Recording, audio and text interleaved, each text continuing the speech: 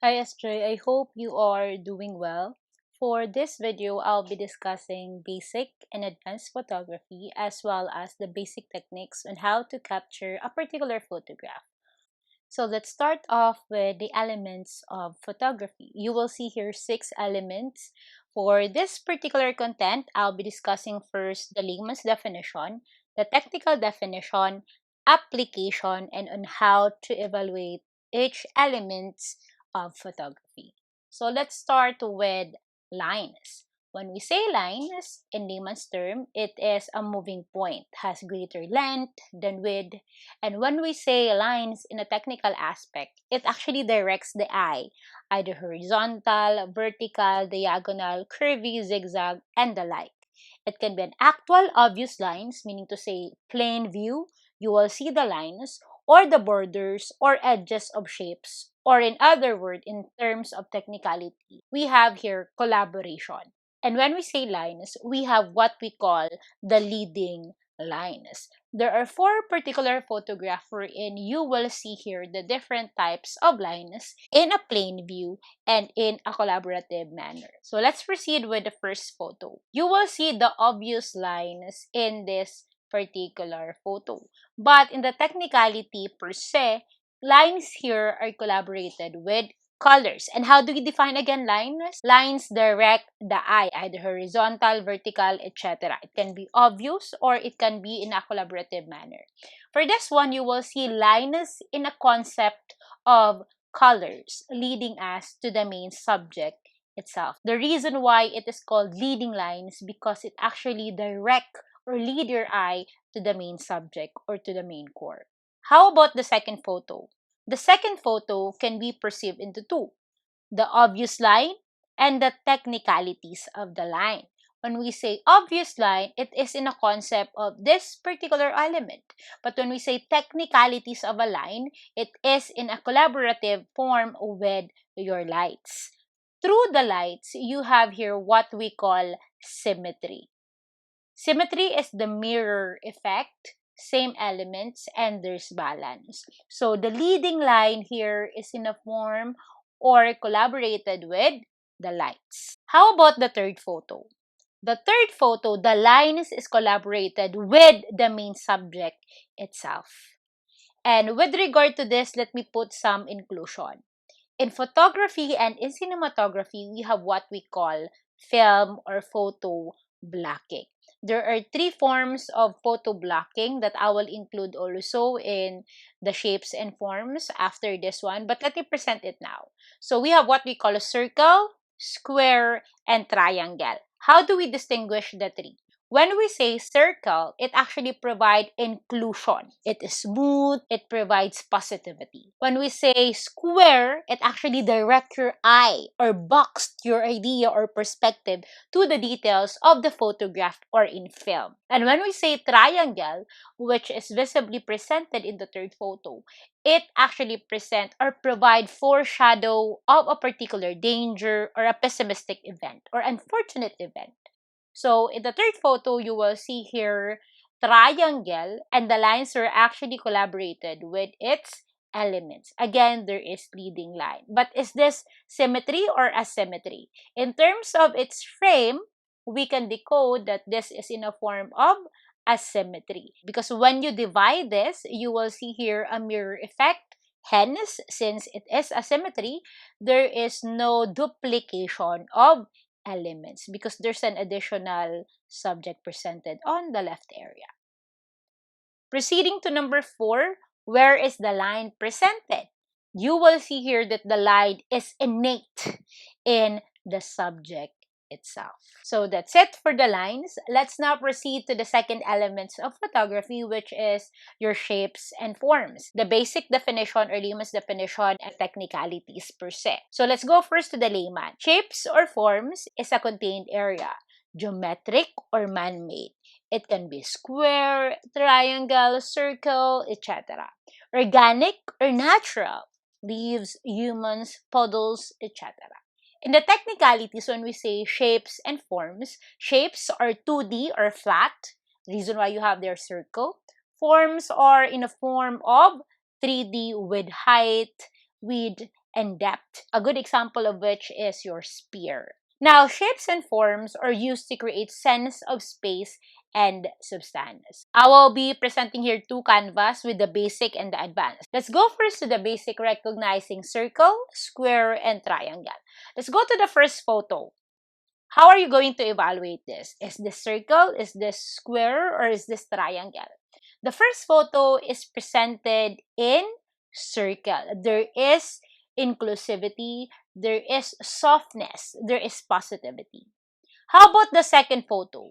The second photo can be perceived into two ways. First one, if you are looking at the subject itself, disregarding the background, you will notice here a triangle. But now, looking at the totality of the frame, what can we see? Ma'am, looking at the totality of the frame, you will see here a square because this particular form would like you to focus on the subject plus the color. Or it can be in a form of circle because of the dominant color, which actually balance the pessimistic approach or the pessimistic view provided by the subject itself. So it can be in a triangle by looking at the subject itself. Looking at the totality, you have here the square for you to focus on the subject and on the color. Or it can be in a form of a circle, wherein the color at the back is more dominant than the subject in triangle. Third one, ma'am, it can be perceived into two ways. Looking at the elements itself, you will see here a literal triangle. But what happened when you check on the totality? You will see here the unity and the rhythm. Therefore, what particular photo blocking can we actually decode? Ma'am, it is in a form of a circle because it provides inclusivity and diversity. Same with photo number 4, the subject or the element of the subject is in a form of a triangle. But since there is unity and rhythm, again, it actually provides us circle. How about the last photo under the basic frame? You will see here square because we are directed to the color plus the shapes of the elements. So that's it for the basic under shapes and forms. How about the advanced shapes and forms? So let's use here the sharpness of the subject plus the value. In this video, I will be distinguishing the difference as well between the color, the texture, and the value. When we say color, it is the vital factor in a particular photograph. It actually provides life, the festival or the events in the photograph. Now, when we say texture, it actually encourages you to feel the 3D or the 4D effect of that particular photograph. There is texture when it triggers your sense of touch, seeing, etc. Now, when we say value, technically speaking, it is in a form of black and white because it triggers the mood, the perspective, and a dramatic effect. In the first photo, what can you observe? First one, there is what we call the leading line. And how about the form or the shapes? It is in a form of a circle wherein it provides inclusivity. Meaning to say, this particular photo provides us the benefit or the advantage of this bench wherein it actually helps us to rest. Second photo, we have here the sharpness of the subject. Obviously speaking, we have here circle. But the frame is actually presented in a form of a square. The reason why it directs you to the main elements or subject itself. And finally, for the advanced under shapes and forms, we also have this third photo. This third photo can be conveyed into two parts. First one is that the kid is in the form of a triangle. Maybe the kid is escaping from a particular catastrophe or unfortunate event. Second perception is, ma'am, it is in the form of a circle. Maybe the kid is just playing around. So it can be decoded into two things, triangle or in a form of circle. Triangle because you single out the subject, circle because you provide the totality of the photograph or the frame. The third element of photography is what we call space. It is the area used or unused in a composition. Actually, in film, we use space whenever we have our OBB or opening billboard. Why? Because that is the time wherein we provide here SJ Productions presents, etc. Fourth is what we call value. This is what I made mention earlier. So value is technically your black and white, and all grays in between. A drama or impact to your composition. Let's go to the first photo. How are you going to decode the first photo? Ma'am, it is in a form of silhouette. Can you imagine the first photo in color? Would you still appreciate the stroke provided by the subject? No. The reason why it is in a form of value for you to see the silhouette effect of this subject. How about the second photo? The second photo can be decoded into two. Ma'am, if you remove this element, which is the boat, it can be an excerpt from a horror film. But since you have here the boat, it provides us a particular perspective that this is an excerpt of a tragic love story, etc. Again, value provide us the drama, the story, and the like. Fifth, we have texture. How an object feels or how it looks like it feels. Rough, smooth, bumpy, sharp, etc. Sense of sight and touch are being triggered by texture. Actually, it is used in your commercial or advertisement whenever you want to trigger the sense of touch, the sense of smell, the sense of taste of that particular target market. First photo. What can you feel? Ma'am, I felt like it is rough. How about the second photo? Ma'am, I felt like the second photo is not providing some inclusivity because of its sharpness. And the last element of photography, this is what we call color or hue. We actually use color to enhance appeal or impact. And where can we find colors? In festivals, in events, and the like. The first photo, imagine if the first photo is in black and white. Would you still appreciate it? No, ma'am, because I felt like if this is in a form of a value, all these birds are dead, right? How about the second photo? Would you still appreciate it if it is in a form of black and white? Would it still be festive? No, right? The reason why when we capture a particular photograph, determine first if you are going to set this in color, in value, or would you like to highlight the texture. So that's it for the elements of photography. Let's now go to the basic DSLR features and operations. For those who have SLR or DSLR, you can actually check it out while I'm providing you the content. Majority of you will find these elements on top of your SLR or DSLR. You have here the M, the AV, the TV, or P. And you will ask yourself, what is or are the functions of this? So let's go to understanding master shooting modes. Determine how your camera behaves when you press the shutter. Determine everything to do with the exposure, including the aperture and shutter speed. Let me go to the first bullet. I advise my social journalism students to always put your camera in manual. Why? Because it triggers creativity. It also allows a room for improvement, the trial and error, but never put it into auto. Because the moment you set it in auto, you will not appreciate the exposure triangle. And the second bullet actually support the exposure triangle. It triggers exposure of the lights, the amount of lights, aperture, and shutter speed. So let's go to the different master shooting for us to understand and appreciate it. Let's go to your AV or A, and that is what we call aperture. It is a semi-automatic shooting and the camera will automatically select your shutter speed. It is the size of the opening in the lens through which light is allowed to pass whenever the shutter is open. So you allow the lights to enter your lens and you also control the amount of light. So whenever the shutter is open, the larger the aperture, the more light passes through. But what's the formula? The aperture is measured in f-stops or f number. So when we say aperture priority, the higher the f shot or the f number, the smaller the aperture. The smaller the f number or the f shot, the larger the aperture. So aperture priority is important because it has a direct impact on the depth of field, which is the area of the image that appears sharp. When we say aperture priority, it do not just trigger the amount of light, it also triggers the sharpness of your subject.